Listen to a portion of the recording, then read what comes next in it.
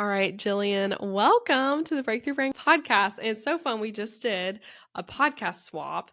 And then prior to that, we talked for like 30 minutes where she was giving me all the advice on hiring stuff. And I feel like I got a little glimpse into like just how great you are at this when you were like, okay, tell me what you're looking for, tell me what's happening, tell me what's not working. And then you had all the answers. So, anyway, I'm really excited to have you here. So, welcome to the show. Will you tell everyone a little bit about who you are, what you do in your business, and who you help?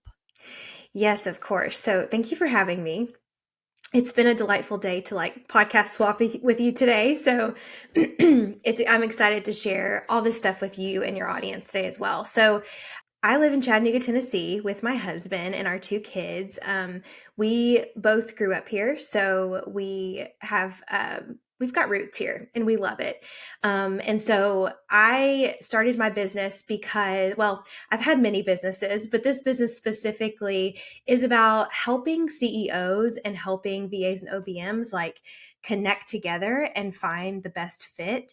I do that through my membership of Serve Your Heart Out, of coaching VAs and OBMs and training them on being proactive instead of just reactive. And I also still do work with CEOs as well as an OBM, and then do consulting on their teams and help them with hiring, kind of diagnosing what some issues are on their team, and then helping them figure out some next steps and moving forward. So it has been so fun, and I've made some pivots in the past couple of years, but I finally feel like I feel in a sweet spot of what I'm doing. Yeah. Yeah, and you do it so well. And I love that you are helping like the VAs and OBM side, and then also with the CEO side. Like you see, so for everyone listening, it's like you really are seeing both. So I hope that there are some people who are virtual assistants or OBMs listening, but also if you're a CEO and you're like, hey, I'm looking to hire those sorts of things, or maybe you're hiring for, a marketing role, customer support, or that's the team member you're thinking of through this. Jillian has stuff for you there. Real quick though, for people who don't know what an OBM or a VA are, let's just quickly define those terms since that is like your background. Yes, let's chat about that because there's so many terms. Yes. So, a virtual assistant is a VA. And then an OBM is an online business manager. An OBM can come in many forms. I feel like there's probably more terms that you'll see with that type of work, but it's really someone who's coming into your business and managing the day to day operations. They're executing less and planning more, and they have a hand in the strategy of your business as well. So, a virtual assistant is going to be executing all of the tasks that pop up, the administrative things that you have going on. And an OBM is in a position to guide, train, equip the VA so that they have everything they need to be successful. Yeah, I love that distinction because it's like similar but two different roles, and you can have both at the Yeah. same time. Yeah. Yeah. And honestly, a virtual assistant could very easily move into an online business management role, because the more that, not, that's actually how I got started in the OBM world. Is I was a virtual assistant for a client, and I just kept kind of like putting my hands in more things, and I thought, ooh, I really enjoy that. And I realized that I was good at all of those things, and then before I knew it, I was doing this higher level work, and then just pitched myself to my client and said, hey, I feel like this is the role you need in your business, and I feel like I'm the person for the job. And luckily she accepted. So I feel like a VA and OBM are like on the same track, and they are just different parts of the journey. And that's not to say that a VA needs to become an OBM or has to. It's just something that it works, or it uses something different inside of you, the strategy side, the management side. And so if you are a VA and you're feeling that twinge inside of you of like, I feel like there's more, then an OBM may be a good role to move into. Yeah, that's really cool. Yeah, and I love that part of your story and that distinction.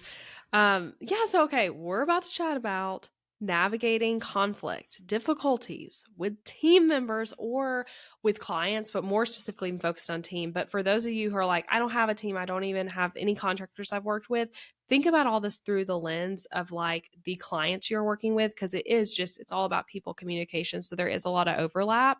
But we're going to talk about this with teams. And to also define that real quick, a team does not mean they have to be a W-2 employee. We just mean someone who's working with your business. It could be a contractor that you're working with where they got their own business over here and you've hired them for a project, or it could be someone who is just ongoingly helping you in your business, like a virtual assistant or someone helping you in your inbox or social media management, like whatever it is. So, Jillian, as business owners, when we think about this team relationship, how would you say we could set better boundaries and expectations and just better set ourselves up with the relationship with our team members to lessen difficult conversations and pain points in the relationship as we start working with them and ongoingly? Yeah, that's a great question. Before I go into the answer, I want to mention these boundary setting tips are really applicable for any relationship. We're talking about it today in context of working relationships with clients, team, contractors, etc.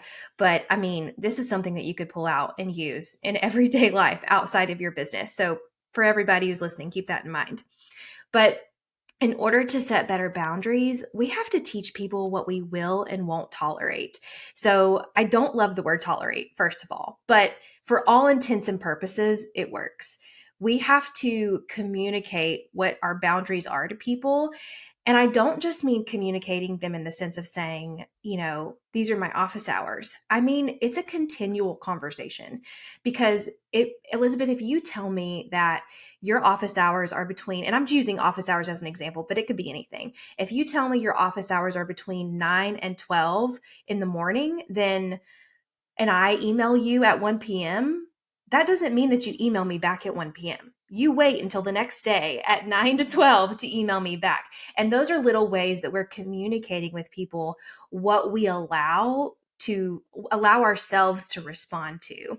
And we are the ones that hold that. We are the ones responsible for communicating that, because I'm not going to think to myself like, oh, well, I can't email Elizabeth until 9 a.m. tomorrow. No, that's not efficient for me. So I'm just going to email you when I think about it. And then it's your job to say, okay, well, I'm not going to email Jillian back until I'm back in the office.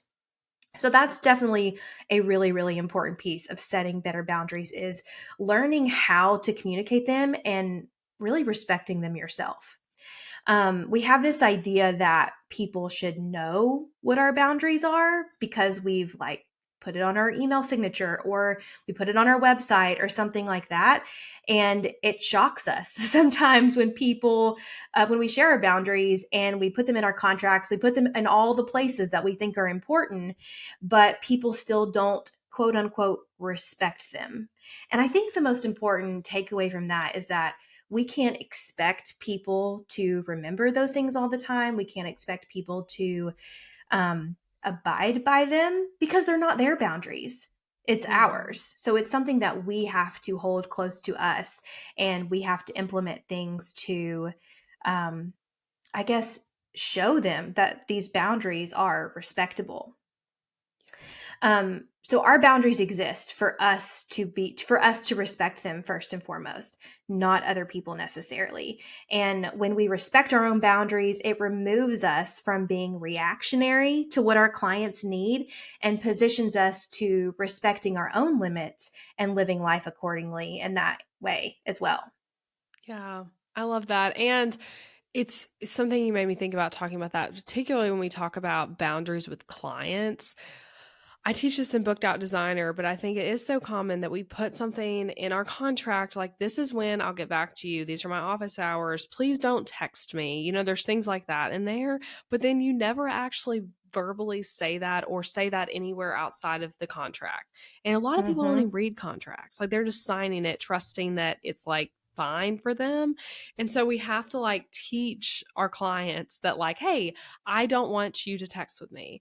And in addition to that, people communicate with us how we lead them to, especially in a client Yes. relationship and with a team Yes. relationship. So if you start with a team member, the normalcy that hey, when there's an emergency, you're texting them, or with your client, when you need them to send you their copywriting, you text them. They're going to think next time they need something from you, let me text her about that.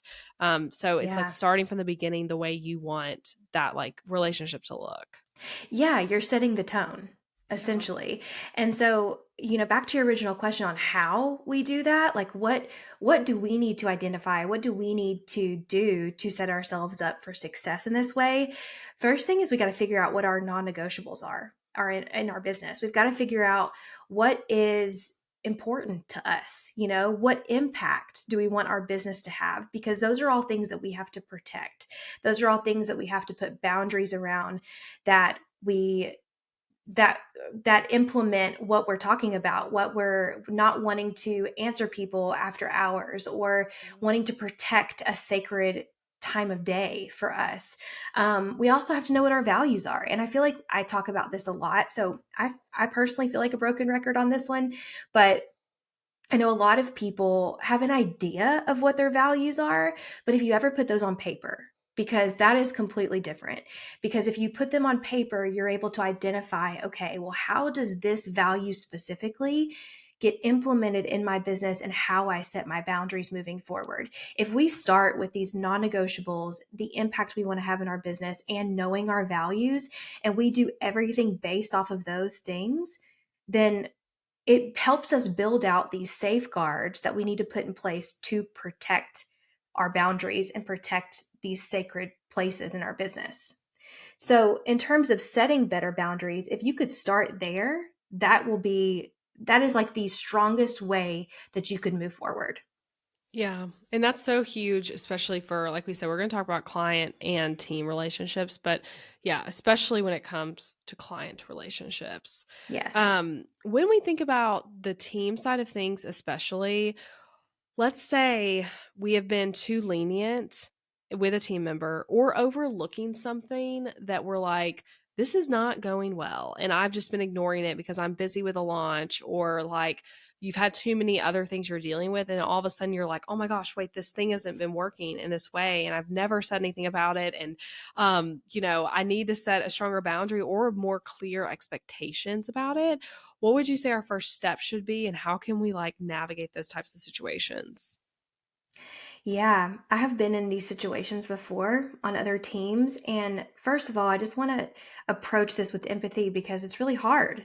It's not an easy thing to approach when you care about somebody and you've made the choice to bring them on your team and you've invested in them and you've poured resources, financial resources into them, as well as emotional and mental resources.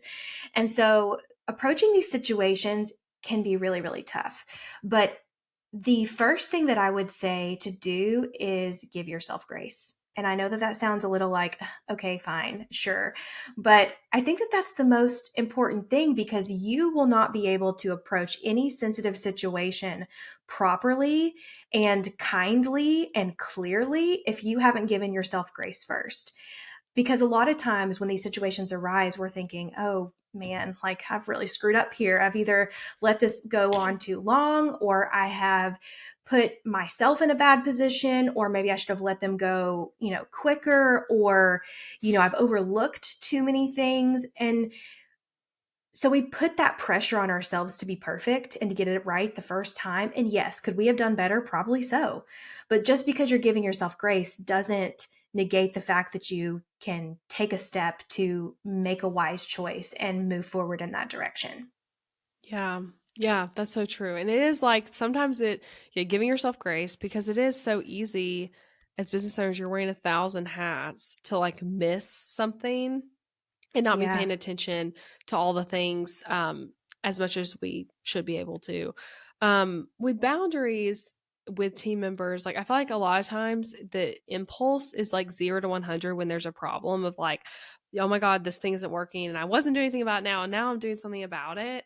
How can we avoid like going 0 to 100 and it being more like maybe slow and natural in the way you're dealing with something that's not working? Yes. So I don't know if I actually recorded a podcast on this or if it's just still sitting in my queue as an idea, but I like to call it leadership courage. And basically, what that means is you're willing to be clear. with your team as things arise. So very rarely are you going to bring someone on your team that you're just like setting loose to do the things and you're not tracking what they're doing, or you're not seeing the work that they're doing in some capacity. I'm not talking about micromanaging. Please don't do that. But I'm talking about like just having a handle, having a pulse on what kind of work this person is doing. And I like the phrase clarity is kindness. If you're not being clear, you're not being kind. And so sometimes what clarity looks like is providing them with feedback. And ultimately, a lot of us, actually, none of us, nobody likes conflict. If you like conflict, you're probably not my kind of people. I think that the biggest thing with conflict is we have this idea that it's an argument or it's this negative thing, but really it's just saying we are here and we want to be here. So if we approach conflict in that way, we can then say, okay, well, I just need to provide feedback to this person to try to get them from here to here. It's just a roadmap. And but I think what we miss is I don't want to oversimplify it either. That takes courage. It takes courage to be able to say, hey, this isn't what I had in mind exactly. So let's bridge the gap in communication so that I can be clear with you, which is ultimately being kind, to bring you from here to here. Yeah. No, I agree with that, and that is like yeah, and that's the thing too, so many people on teams might not like, you might think they understand exactly what your expectations are or your the needs are in the business, but if you haven't actually told them that, they're operating based on what maybe one of their other clients is like or what their past job experience was like. We're all coming in with like preconceived concepts around this, so we have to communicate it. When it comes to like the hard conversations, how do we make sure we're showing grace to the team member or even a client through a hard conversation, and how do we make sure we're showing grace while still like holding to the expectation? And like, would you say within that, like a hard conversation of maybe like, hey, like this work performance is not working, should that be over a face-to-face meeting? Should it be on like Slack or an email, or like what kind of setting would you say is most appropriate for that? Well, I think that that's a really interesting question because I think that it varies. And I don't think that you can categorize it as like, well, this has to be on Zoom or this has to be via Slack or whatever. Um, I think that if you're letting someone go, I definitely feel like that needs to be face to face, and I think that's a non-negotiable. That's just out of respect. But as far as providing feedback to people, I don't think that we need to overcomplicate this. I think that the sooner we can communicate it, the better everyone's going to feel. And in order to provide grace to that person, I think that again, we can't give grace if we don't have it, right? So if we're not accepting that for ourselves, we're not able to like give that to other people. And so I know that we think about grace too as this like big spiritual word. And I am a Christian. I run my business on faith based gut and heart and all of those things. So, like, I do say it in terms of from a faith perspective, but I also say it in like a real life application. Grace is being able to be kind and be clear. It's not just letting people get away with things. It is communicating things in a way that makes them feel seen and heard by while also being honest. And so in order to have these conversations, these hard conversations and do it well, I think you've got to start instead of deciding like I think that your gut and how you run your business will decide how you communicate it, but I think what matters the most is like is less about the medium and more about the the feeling behind it, the heart behind it, and how you communicate that.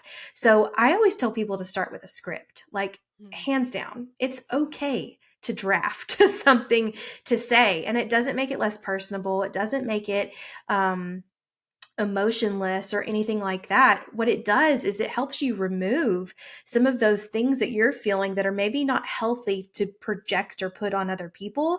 It helps you process all of that beforehand so that the black and white facts of what you need to communicate actually come out clear.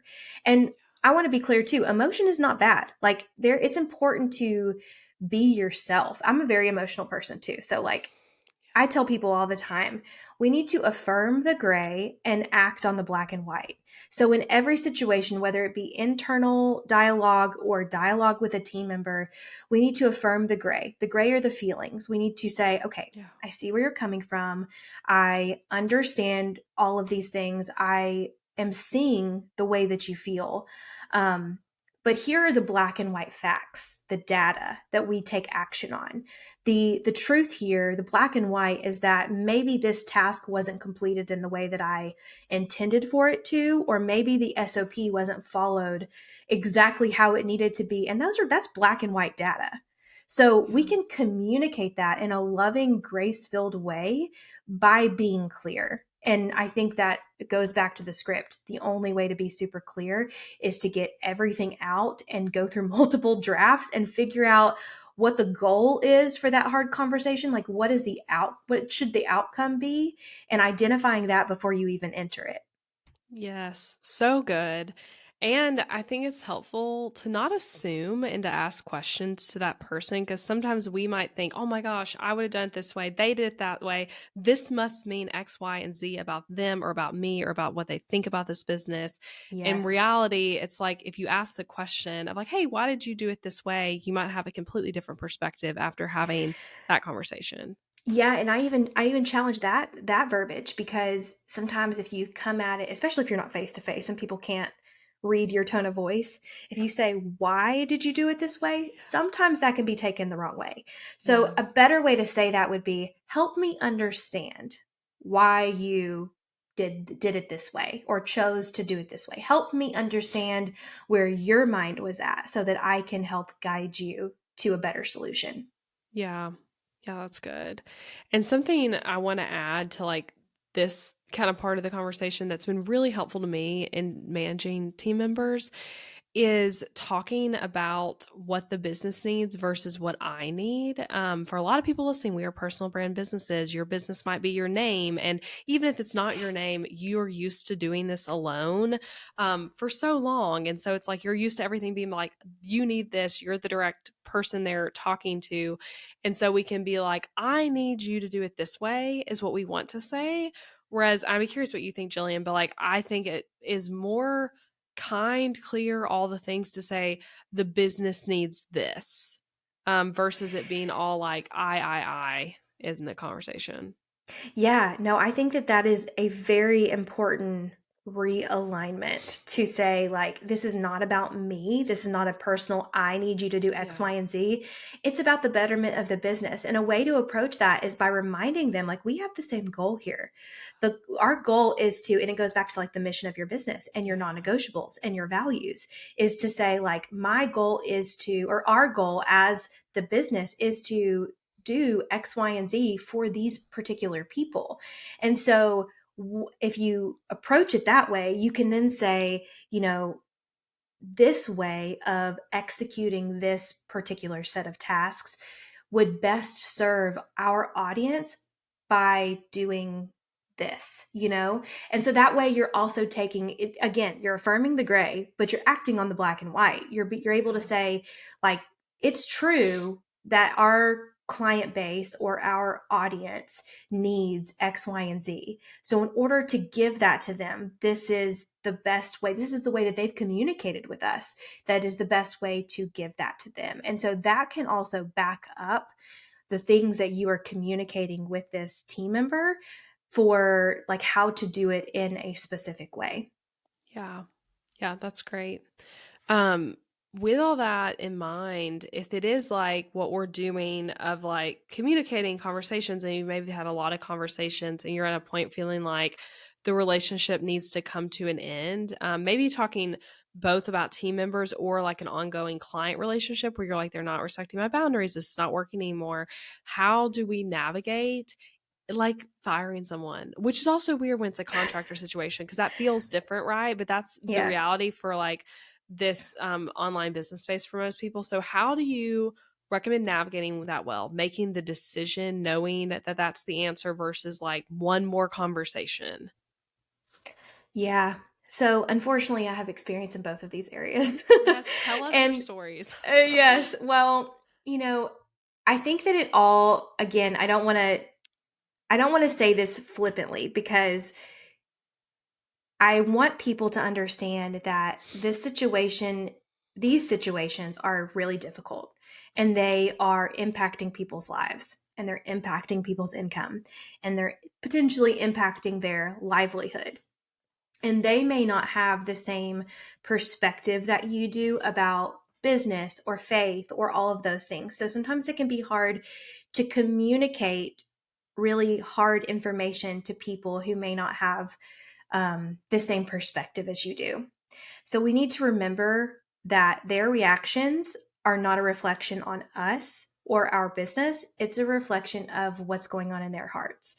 And that is going to release a level of pressure and um, a level of responsibility from us that we can sometimes internalize. Like if we let someone go and it doesn't go well, like, oof, that's something we carry with us and we think about it. I will say, in the last person that I had to let go was an employee.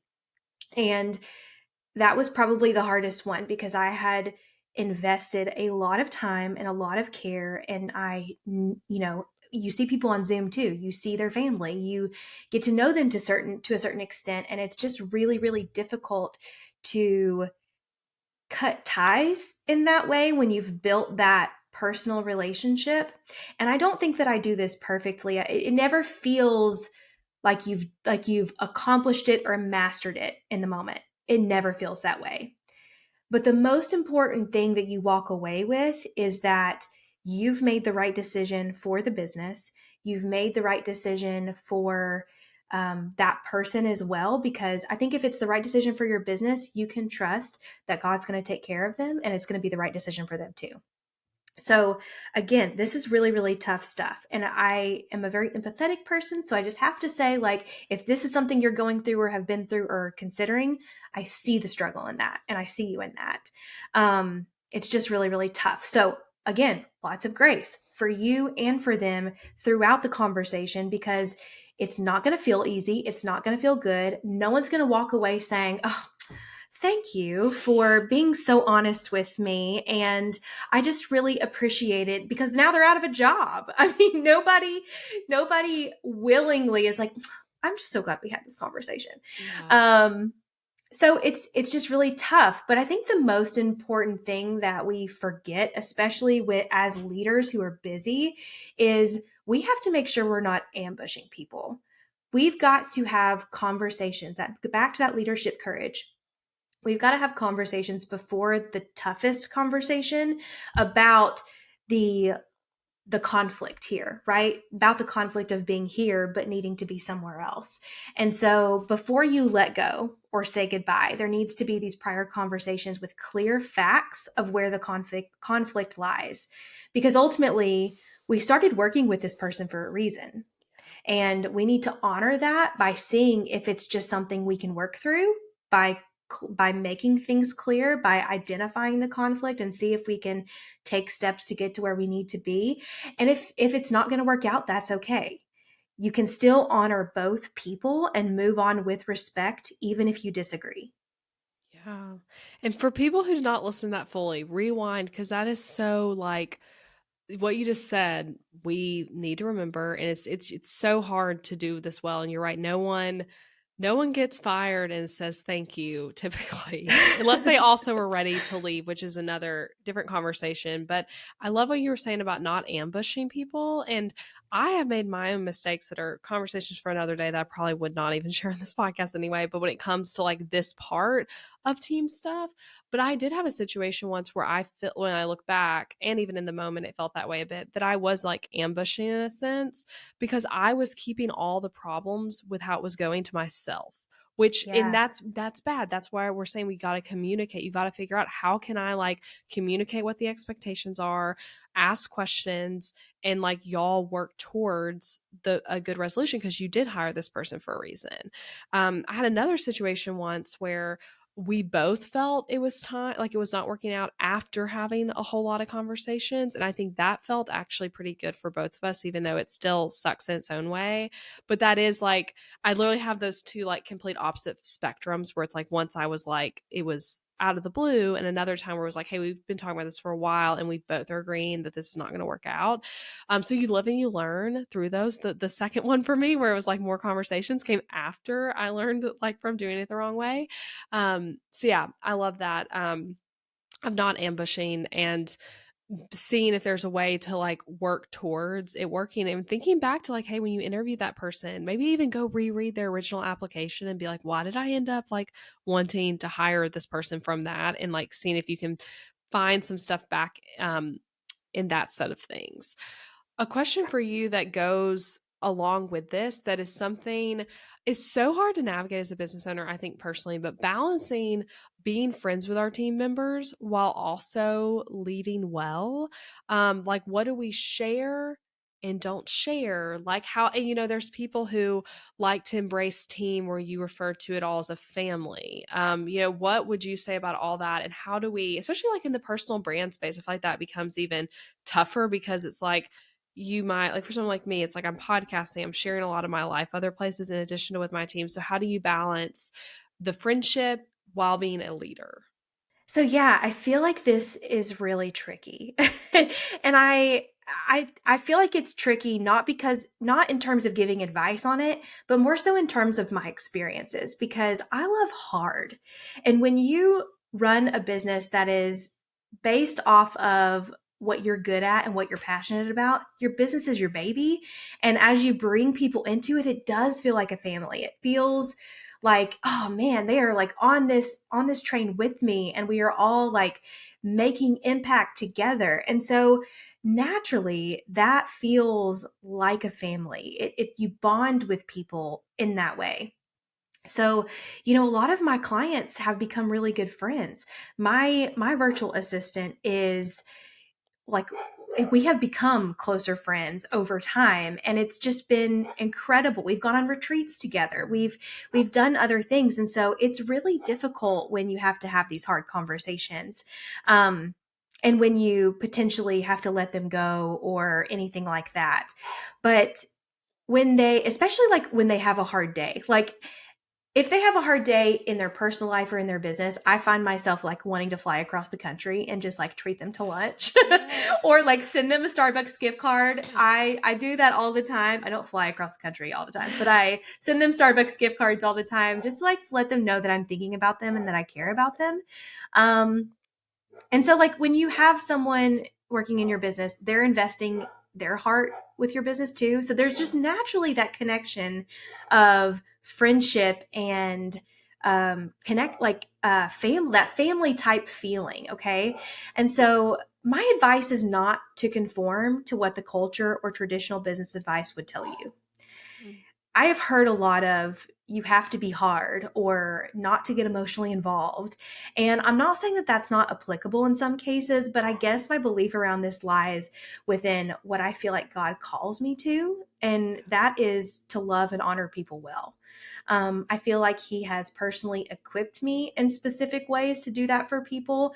And so if I feel that gut feeling to pray for my client or pray for my team member, I will do it. And yeah. that's something that, I know better than to tell the Holy Spirit no. Let me just tell you. I've lived too much life to know that that is to say no to him. But like sometimes it's just also being a container for their struggles. And sometimes it's leaving it alone and just, doing our work really, really well and just praying for them behind the scenes.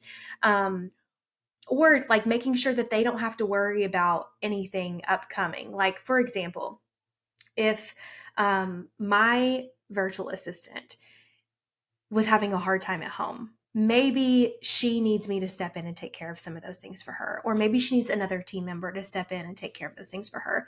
If I know that that is going on, I can orchestrate that. I can plan around that. I can be sensitive to that and empathetic and just take care of it for her so that she's not feeling pressure behind certain deadlines and thinking that she's letting me down because she's going through something. And every situation is different. Like, that's why I think it's super important to be yourself and Yeah. to lean on who you are as a person. And also, I mean, a huge reason we start our own business is so that we can build the narrative of our lives to honor what we feel called to and what we feel passionate about. So if you're ignoring that because of the fear of being hurt or hurting someone, then you're doing everyone a disservice. Mhm. We've got to show up as our imperfect selves and serve well. That's the only way that we serve well, is by Yeah. showing people that we're human too, you know? And when we don't hit the mark every time, that's okay.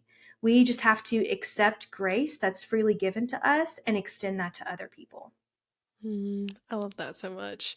Yeah, that's great advice. And you're right that it's not, we can build our business however we want. And I think so Yes. often in the online industry, and this is, some people are going to disagree with me on this, but like, I love the book Traction, for example. A lot, you hear that on just about every podcast, people being like, traction this, traction that. That's a book by Gino Wickman about the EOS entrepreneurial operates. This is what it's based on. But that stuff's great, but it's not really necessarily built for our types of businesses all the time. And I think sometimes we can get too focused on like, okay, what are these giant corporations doing? And I should do the same thing. And it's like, you can run this however you want to run it. So I love that kind of that freedom to take what you want, leave what you don't, when it comes to team. One question I have for you, for someone listening who's like, yes, Jillian, I love that you were able to hear that your virtual assistant is having something challenging going on at home, and you can like then say, okay, here's what I'm going to do to like navigate that with you.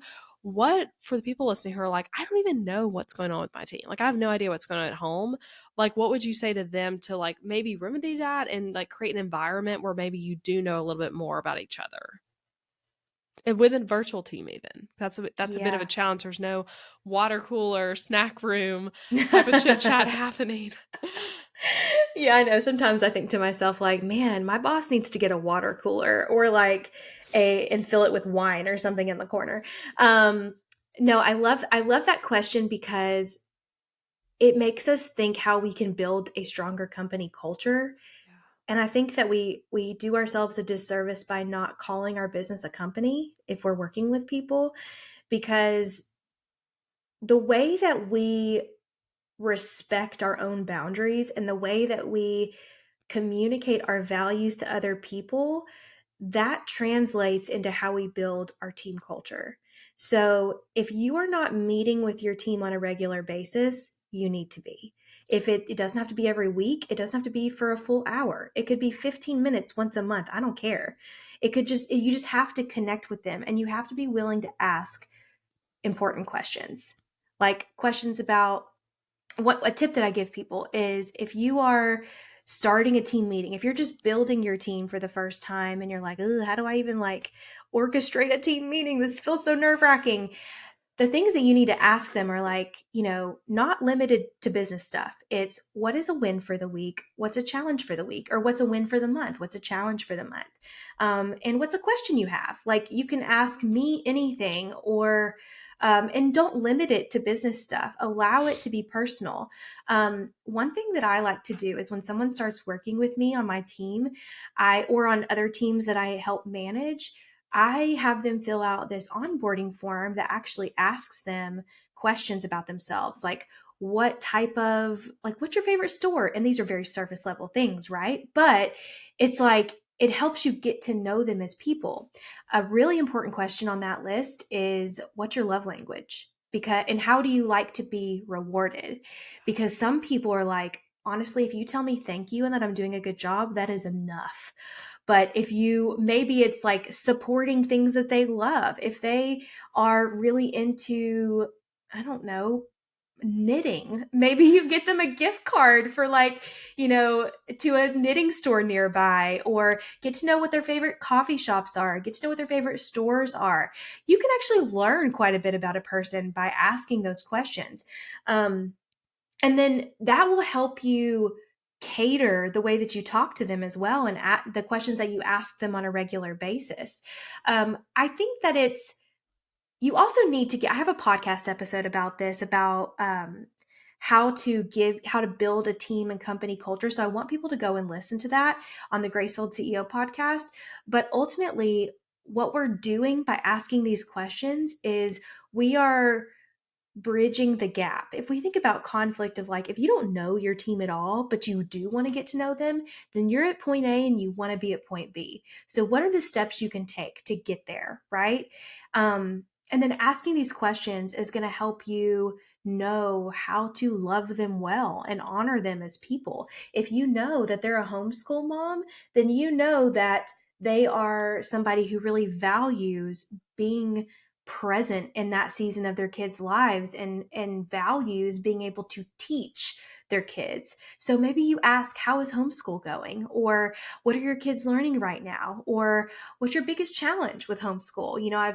I feel like everyone these days knows someone who's homeschooling. So maybe you can say, oh, my friend was telling me the other day that they're doing X, Y, and Z in their classroom. And it's just conversation. You have to be able to open that door, but it starts with you.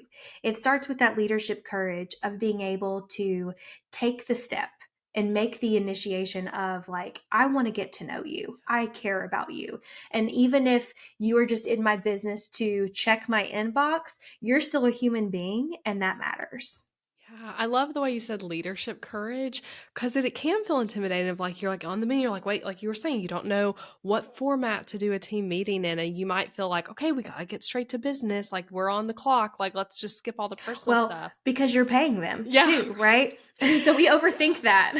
Yeah, and so asking ourselves like, okay, how can you see this as like, a meeting with any other person, and like adding in some of those personal touch things. I agree. That's like Yeah.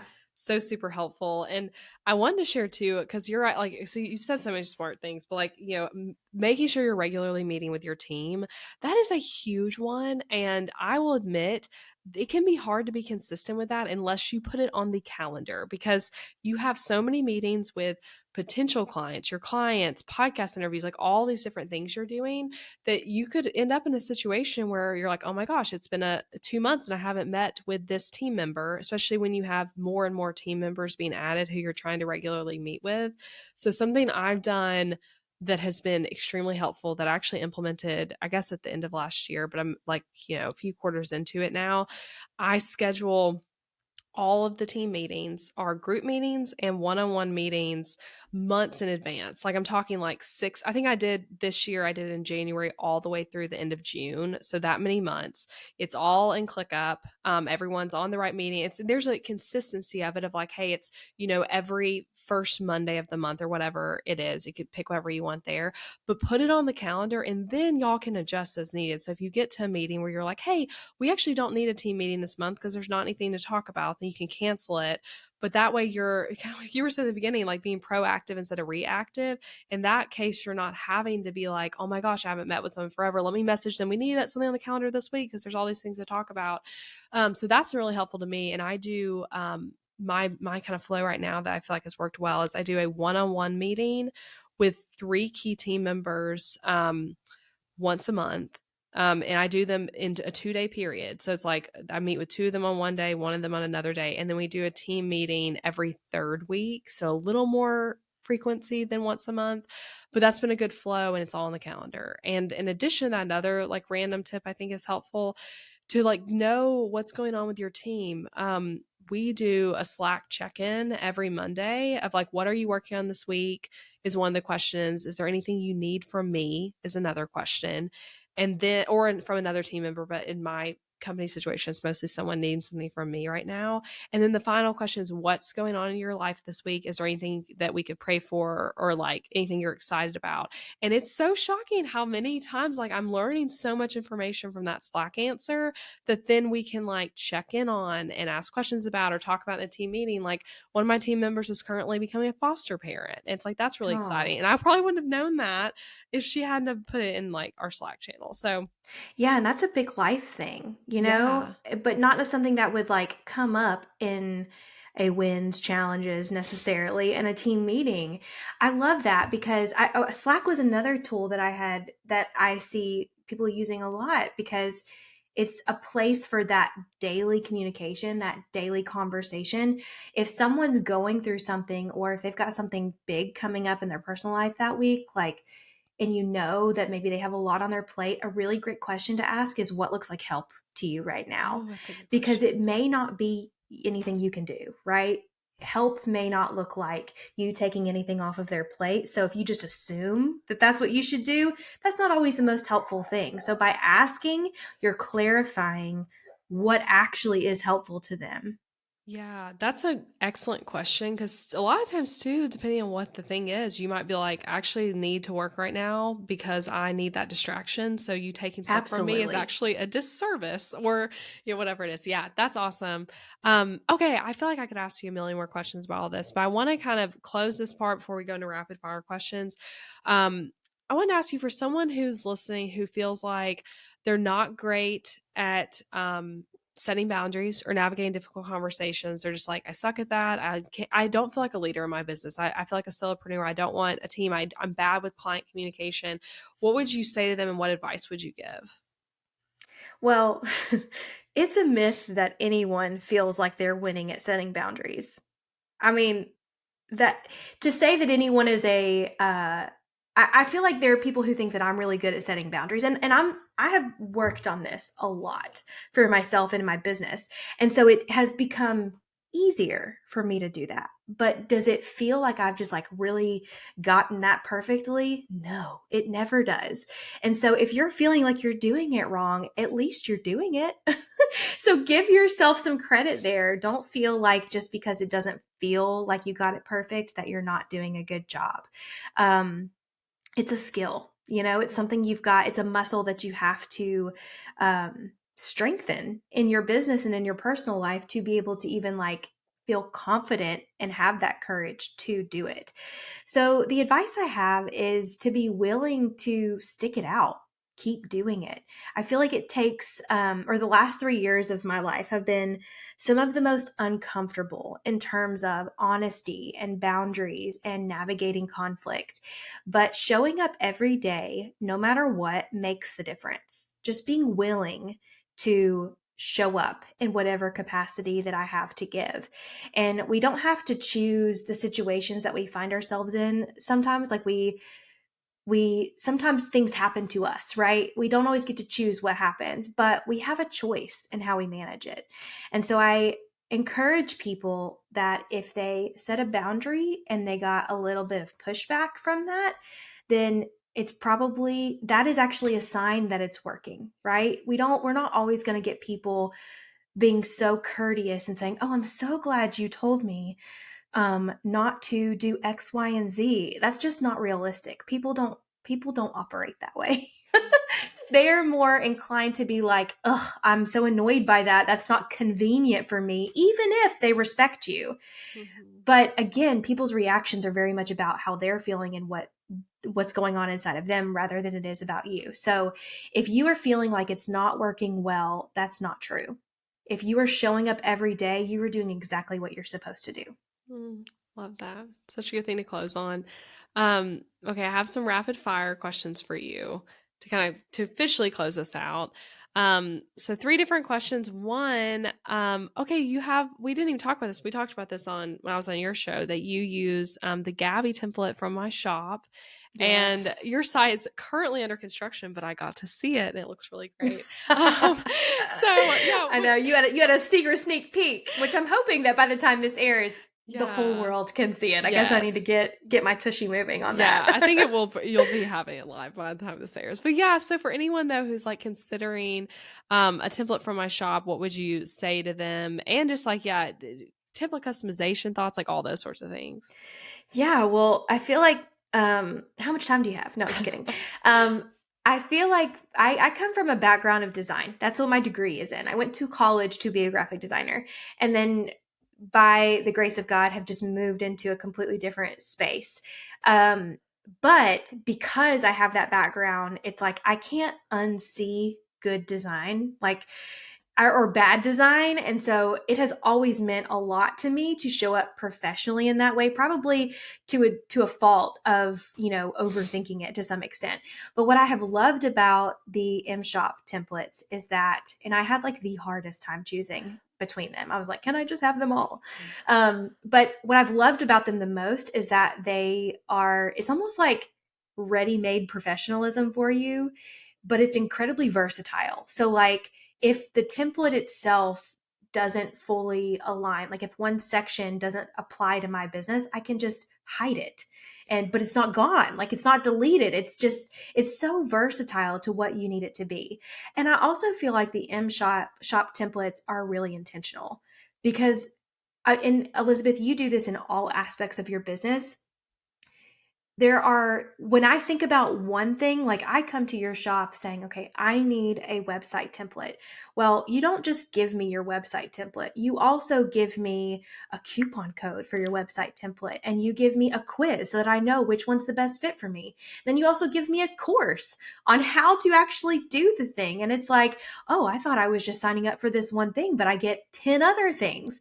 And it's just like a very intentional process that I felt very cared for throughout it. And so not only does it look amazing, but it feels good because I feel empowered in customizing it to my business. Yes, thank you for sharing that. I love that and love that it's suited you well and been a good experience. So yes, everyone check out your website and check out the templates. Okay, let's see. Last final rapid fire question. Okay. In the last few years, what have you become better at saying no to? um, this is really hard for me, and I will tell you, I am a people pleaser. I'm a recovering people pleaser. Let me position it that way.